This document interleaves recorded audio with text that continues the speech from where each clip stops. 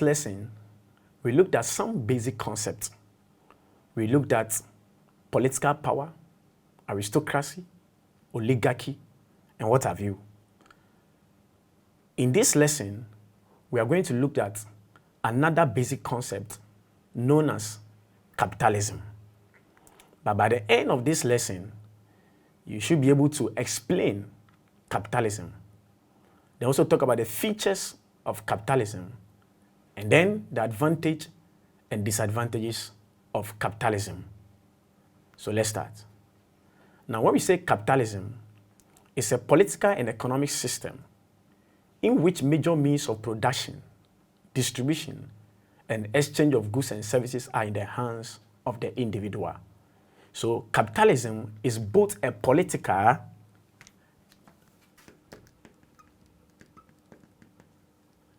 and economic. That is why a con student will also read or learn or talk about capitalism, because it's both political and economical theory. The reason why it's a political theory is the fact that some political parties subscribe to this as their ideology. For instance, in Ghana, NPP happens to be a capitalist party, and NDC a socialist party. So when we say capitalism, it's an economic and political system where major means of production are in the hands of the private individual. Now let's talk about the features of capitalism. Features of capitalism. Now the first one, in a capitalist state, private man always look for profit maximization. You see, anytime the private man is into business, he's not into business because of your welfare. All that he seeks for is profit.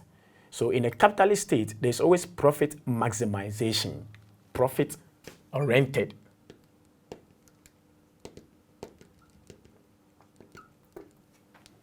Okay, now the next one is the private man owns and controls major means of production.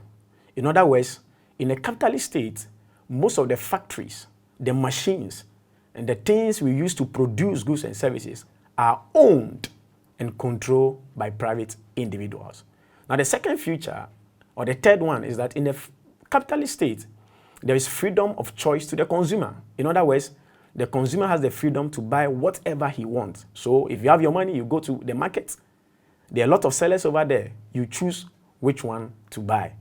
Now, the next one is that in a capitalist state, prices are determined by the forces of demand and supply. Demand and supply.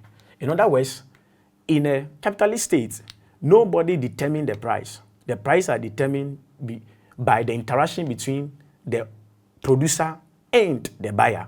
So the higher the demand for a goods, the price rises. And the lower a goods is demanded, you see that the price goes down. So these are the features of capitalism.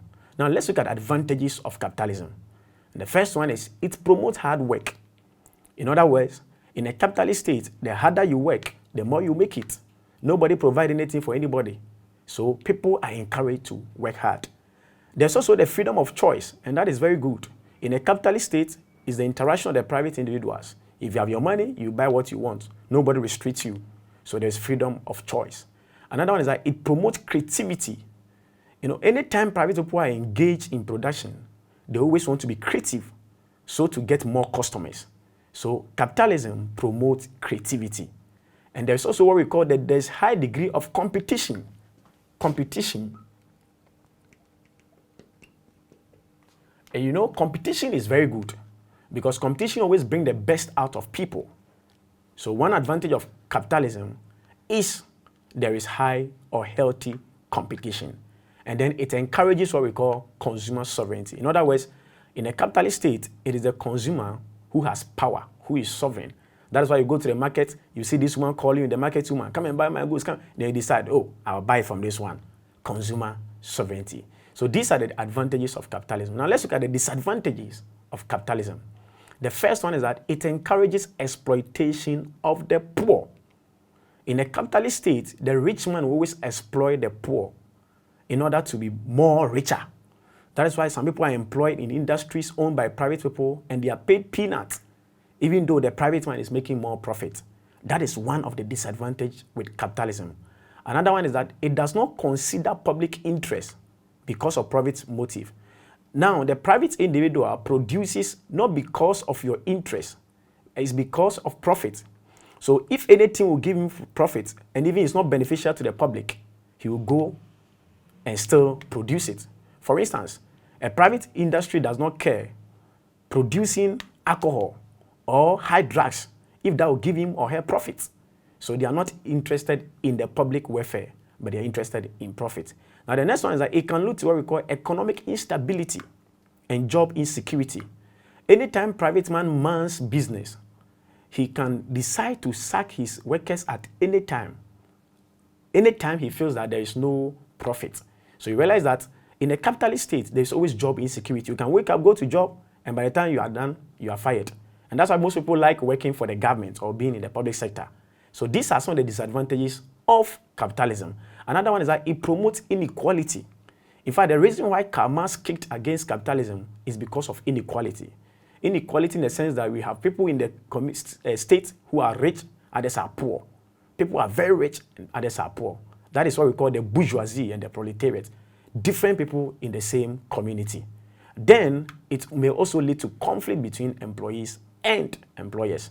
You realize that in a capitalist system, people are always fighting.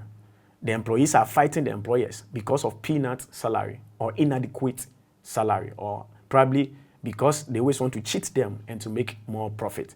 So this is the whole issue about capitalism and its effects on the economic sector. And this brings us to the end of our lesson.